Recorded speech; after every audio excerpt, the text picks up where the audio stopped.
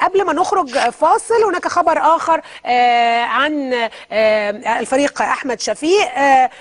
الخبر نزل على اليوم السابع وبيتكلم على أن الفريق أحمد شفيق كان في زيارة لأحد المعارض، معرض صحاري الدولي الزراعي، وسألوا الناس وكان موجود معاه عدد من المزارعين بيسألوه بيقولوا له هتترشح مش هتترشح، ويبدو أن أحدهم سألوا عن الترشح. والخبر نصا كما نقلته اليوم السابع أن الفريق أحمد شفيق رئيس مجلس الوزراء السابق في طريقه للترشح لرئاسة الجمهورية خلال الفترة القادمة إن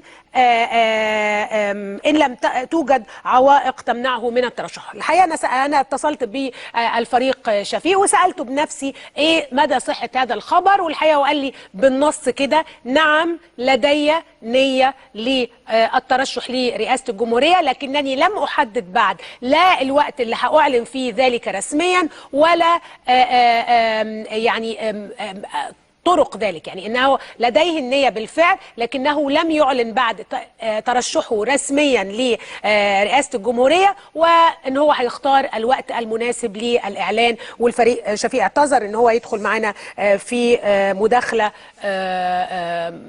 تليفونية، لكن قال لي نترك ذلك للوقت، احنا في انتظار الوقت اللي هو يراه ملائما ان هو يكون معنا على التليفون او في الاستوديو. لكن الفريق شفيق اكد لي أنه لديه النية للترشح لرئاسة الجمهورية، لكنه لم يعلن ذلك رسميا بعد. يعني لديه النية لكن لم يعلن ذلك رسميا.